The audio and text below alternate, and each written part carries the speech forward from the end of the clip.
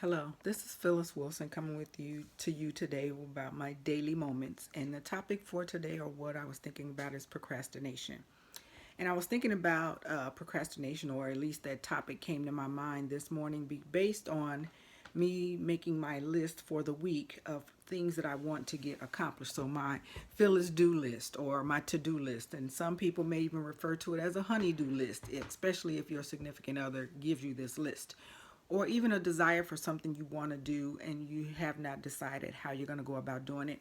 Well, I personally make myself a list to make sure that I don't run into being a procrastinator. And really, what a procrastination is when someone is delaying the process, is really what it is. It's delaying your process, whatever that process may be, of you reaching a goal, of you preparing a meal, of you writing that book, starting that business, doing the research, maybe finishing a project at work, or whatever you may have a desire to do. Procrastination is just a stop point and or fear of the unknown, or not sure how to get started with something. So you procrastinate, which means you keep putting it off, you keep putting it off.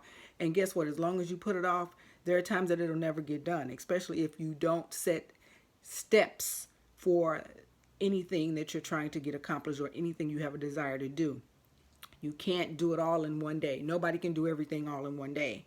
So that realistically, we need to break things down into steps, into stages. So procrastination stops you from doing that. So start thinking about what it is that you always said you wanted to do. I just saw a post yesterday on Facebook from one of my friends that I went to school with when we were doing our undergrad. And she said, I'm finally starting my garden that I always wanted to start because I never would make the time or could make the time. Well, that is an example of what procrastination is.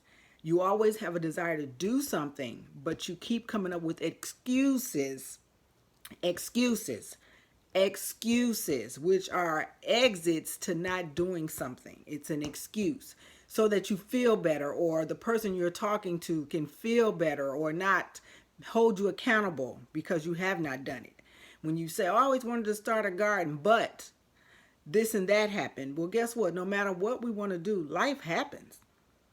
The thing that we need to keep in mind is don't allow procrastination to allow life to keep happening to where you never make time for the very things you desire to do or become.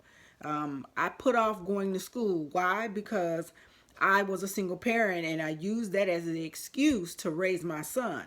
But then he shook me up out of procrastination when he said, so what do you want to be when you grow up?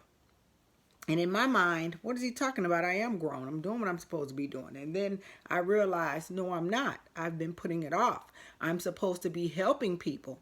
And how am I helping people with, as he said, you're just shuffling papers. That's all I see you do is with your hands and shuffling papers. How is that helping someone?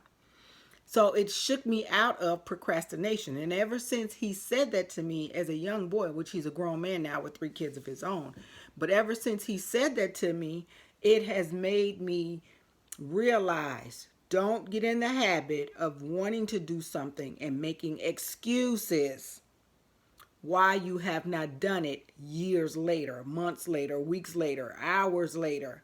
Stop making excuses. So to help me to stop making excuses and procrastinating or getting in that state of mind or that habit, because really it's a habit, a bad habit, procrastinating.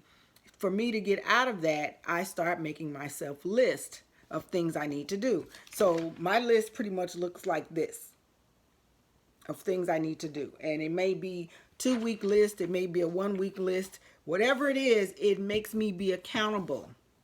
And yes, I have a job that I actually work outside of everything else that I do, including talk to you with these daily moments. So I put that on there. It's the top of my list. Whatever that job is, whoever that client is that I'm working with, I put it on the top of the list.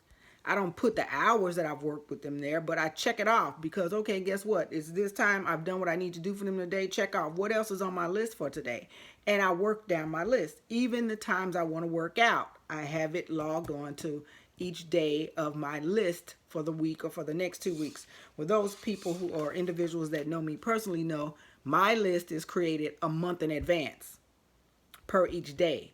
Not that I actually stick to everything, but if time permits, and if it does not, I don't beat myself up about it. I just move it to the next days, and it takes priority over what I may have listed on that day. Pretty much most of the time, though, in a month, like if I say I'm going to write on Mondays and Wednesdays, if I don't get to write on Monday, I move it to Tuesday and I write on Tuesday. If I don't get to write on Tuesday, then guess what? Pretty much half of my day on Wednesday, because it's already on my list for Wednesday, is me writing. So I make up for it. I don't beat myself up on it, but I make up for it. And it's not procrastinating because I'm not letting it fall by the wayside and say, well, Monday and Tuesday is gone, so who cares? I'm not going to worry about it. I'm just going to write enough the 2 hours or the 3 hours on Wednesday and call it a day. No. What I do then, if that's the case, is the next day I do the 2-3 hours that I had originally set aside and incorporate that in my next day. Or Wednesday, if I haven't done it on Monday, like I said, and then Tuesday I wasn't able to do it. On Wednesday, guess what? I now have 4 to 6 hours of writing to do. And I stick to that, because once you start writing, for those who are authors and who are scribes and who enjoy writing, once you start writing, once your mind gets set on what you're writing about, before you know it, that 4, 5, 6 hours is gone before you realize it. And for me, I don't have early days. So, or should I say, early evenings where I go to bed early. I don't. I'm usually up to 2 and 3 o'clock in the morning, because I want to be prepared in everything I need to do, not just for myself, but for you and everybody else I need to reach. So I'm saying to you, don't let procrastination set in, because time waits for no man, as they say. Time does not wait. It keeps going on regardless of what's going on in the world, and life does happen. Stay true to yourself and make it a habit of not being a procrastinator, and get the things done that you desire to get done. If it's take a class, register for the class. Nowadays, because of everything we're going through, you can take that class online. So in some part of your day while you're at home, if you get bored, take that class. I'm doing a certification class from home. I'm doing the recertification for my training for me to help my clients and for me to level up my business. I'm doing that training. So I'm doing 2 trainings while I'm sitting at home. And that's on my list, to make sure I have time to practice, make sure I have time to do the studying, make sure I have time to do all my homework assignments. And guess what? I feel great when I accomplish one of the things on my list, let alone if it's a day where I can accomplish everything on my list for that day.